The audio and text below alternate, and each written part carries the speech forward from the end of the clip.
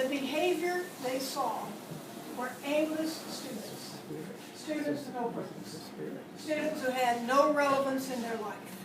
And they wanted to change that to students who had purpose and comprehensiveness and planning. So the behavior they wanted to change was aimless. The old image they had to change was nothing I do is relevant. The new behavior they wanted was that they had a purpose in life, and the new image for that behavior was intentionality. And everything the community did was about intentionality. Certain time, certain food. There was always a decor piece, a weird decor piece, like a cow's head skeleton kind of a thing. Anything to make them turn upside down and say what you do is intentional. And this was our first effort at shaping an image. The old behavior, old image, change it to new behavior, new image. That's what they were about. Then they did it in movies. Their first movie that they did, the art form conversation, is Judgment in Nuremberg. And I will never forget that wonderful, wonderful movie on who's responsible and at what point do your actions actually count. That was Spencer Tracy. That was a marvelous movie. Then they moved to Chicago because a group wanted to stay with the university students, and a group led by Joe Matthews wanted to work with people who were on the outskirts or on the fringes. So they eventually moved, it took a year, to Fifth City, Chicago, which was, we called it at the time, a black ghetto in Chicago, even though Mayor Daley, we have it on tape, says there are no ghettos in Chicago. That's what it was. And it was a different behavior and different image. I was teaching one day, standing up here, and a young man who was from the community gets out of his chair, walks in front of me while I'm talking, and walks out. And a few minutes later, he walks back in, walks in front of me while I'm talking, and sits down. So I asked Joe Matthews, why was he so rude? Joe says he wasn't rude, he was invisible. His image of himself is, nobody notices me. I'm invisible. Nobody even sees that I'm here. And he wasn't deliberately trying to sabotage anything. He was invisible. And he said, what's his name? Well, they call him Viper. That should be a clue right there, huh? The image in Fifth City had to do with, the behavior is self-destructive behavior. That's what we wanted to change. Those who were drinking, getting tattoos, drugs, gangs, violence, killing each other, doing nothing, wandering around, and so forth. That was the behavior. The image we came up with, we tried invisibility for a while. We finally said their main image is that they are victims. They don't feel they have the capacity to change the situation. The situation dictates it to them. So we came up with, originally, the 3 C's. The new image we wanted is that they would plan, work together, and be capable of doing it. So the 3 image C's were choice, cooperate, and capable. That's what we wanted to have happen to them, those 3 images. That they could plan, they could work together, and they could do it. We did not do this through academic courses. We did this through songs and decor and the structure of the day and walking around the neighborhood and getting them to get up and do, a presentation. Everything we did was about this image. It was not an academic exercise. It was the way we dressed. Now, this is a very, very long time ago, but we used to wear black berets in this city. And we used to carry around Mousy Tune's little red book. I mean, we were really on the weird side for a while. We gave that up after a while. But everything we did, okay, So, and this is horrible, we call everyone the Iron Man, the Iron Lady of this city.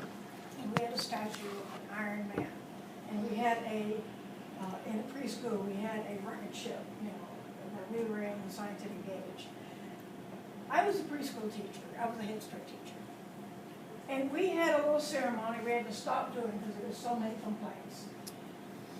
I'm going to have to point, so I'm going to do it to you because pointing is impolite.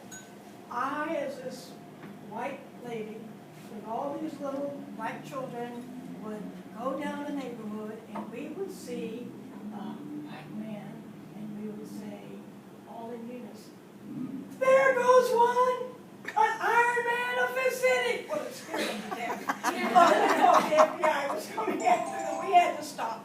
But everything we did was, you're an Iron Man, you're an Iron Man. And we were a little insensitive or some things. It just scared them to death. You remember Charlie in Fifth City?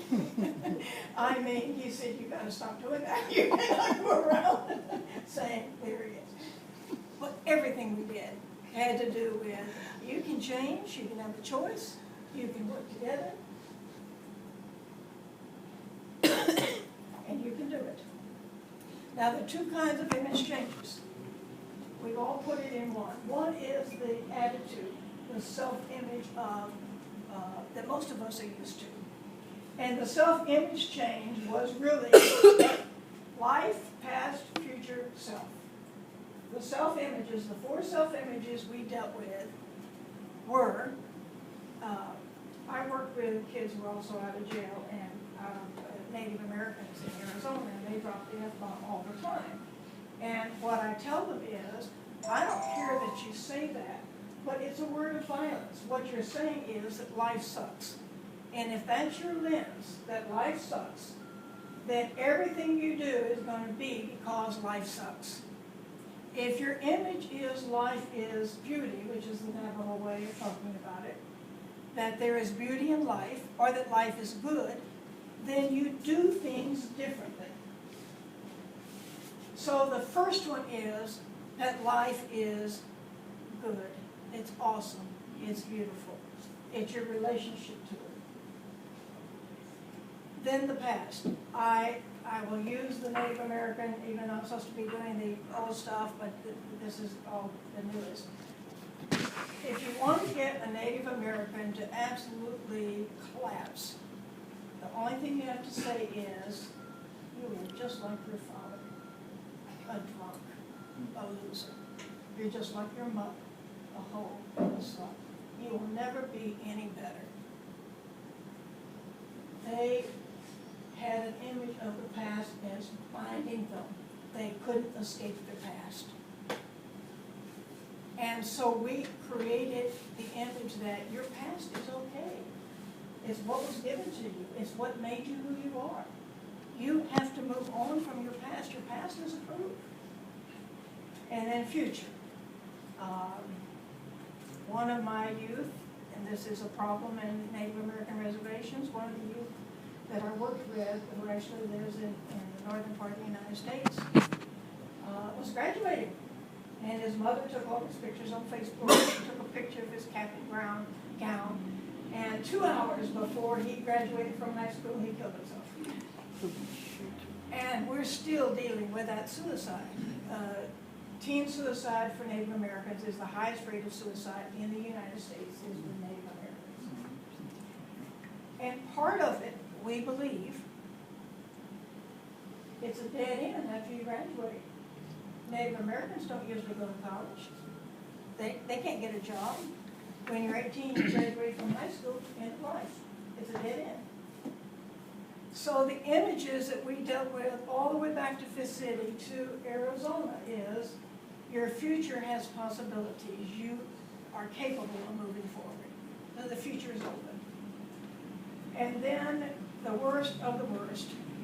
For natives, for Dene, hell is not a category. They do not have hell in their religions. Hell doesn't exist. But they all use the word hell as in, I'm going to hell. One of the sayings is, you so bad that not even hell will accept you. I am rotten to the core. I am a nothing. And the image, and therefore the act includes, the image has to be, you are a, what, precious, cherished, awesome human being, and you have the same right as anybody else to decide to be who you are. And part of that with a Native American is to be sure to acknowledge their heritage and their tradition and their ceremonies. So the 4 images of attitude that we talked about was life has to be life is good, yourself is accepted, your past is approved, your future is open. And those were the images that we did over and over and over again. Second kind of image change, and this pretty much is the last, is you have to be able to give a context for learning. Even though I think that I'm an okay person, I can still say, I can't learn math. Math is just too complicated for me. Or I don't understand this chemistry lesson. So we created contextual images that allow people to understand information. This is from the Fifth City Preschool. You are going to believe it. It's so easy. It is so easy. We took what we call the life triangles, which is something is one of our models, and I've got lots of curriculum on it. And we said that in terms of life, you have science, you have humanities, you have spirit. Science, you analyze things. Humanities, you're creative about it. So all of our courses we're taught with, on the individual pole of science, is psychology, the study of the individual. Along with psychology goes art. We always taught psychology and art. On the social pole, sociology is the study of human beings. History, in terms of humanities, is the story about how we are people. So we always taught sociology and history. And then we also taught about the more universal things, which was science and philosophy. Philosophy tells you what science analyzes. So we always did the analytical, the creative, and then the spirit. And Elise's thing that came out, what was that called? Reveal the wonder. Yeah, reveal the wonder. That was this category here. That was the spirit category. All right, so in the preschool, we had to create new labels because we were getting it from HUD and things like that. So we called it basic, which was science and philosophy. We called it psychology. The third was sociology. And the last course on the spirit we call imaginal, and we have been condemned for using that model ever since, because that doesn't actually say anything. But we couldn't call it spirit, or could call it any of that. Okay, and here's what we said. Matthews came up with this. It's brilliant. Now, people were very illiterate and ignorant when they were in the beginning of the United States, not counting the Native Americans, and they used to say all you needed are the 3 R's. Reading, which starts with an R. Writing, which they started with an R. And arithmetic, which they started with an R. So they always said, you got to learn the 3 R's. Well, let's see if I can do this. Okay, need another one. Okay.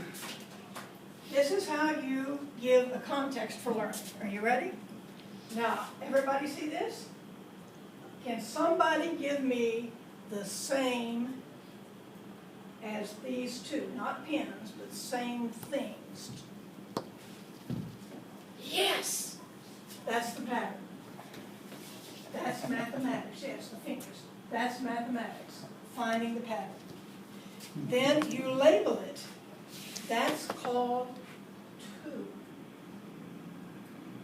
And then you teach them to express themselves by writing it.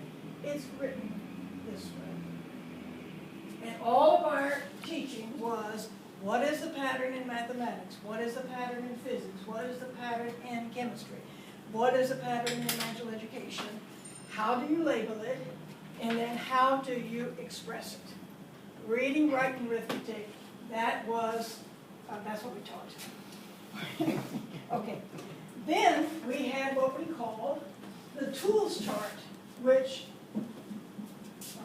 enabled us to find the tools to do it. Now, I can't do this exercise, but I would love to. What does it mean to be a man in our society or a woman? Getting drunk and getting pregnant is it in the society I'm in. What does it mean to be a man and to be a woman? I need a verbalization of it. What does it mean to be either a man or to be a woman in our society? Support your family. What? A man, support your family. Support your family, you're a man. Okay, we are going to teach the concept, support your family. And we're not going to do this, but this is the way you do it in a tools chart. You two are going to teach the concept using sculpture. Sculpture. You three are going to teach the concept using a painting. You three, you use music.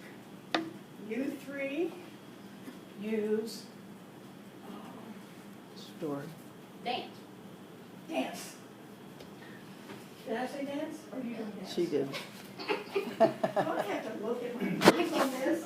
Oh, we've got thousands of them. You can use mime. You three use mime. You can use rap. You can use, go and get all the utensils out of the kitchen and you create something out of that.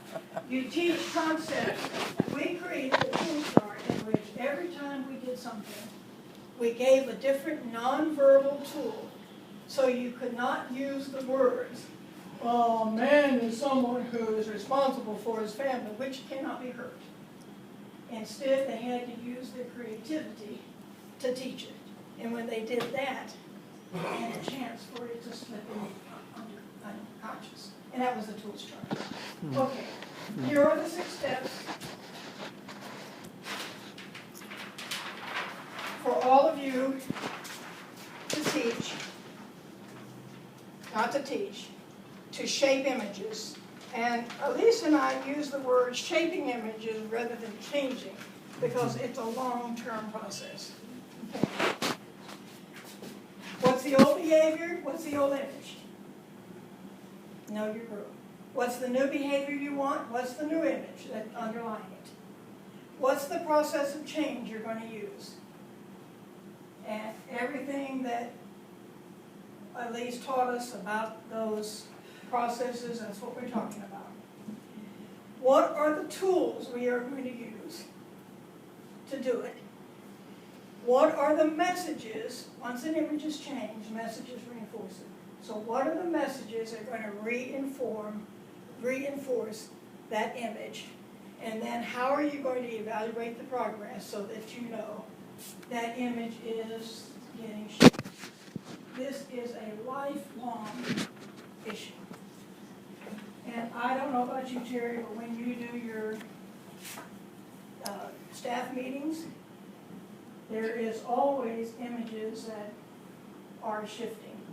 And what we have learned about being intentional is we decide before we go into a meeting what it is that we intend to shape.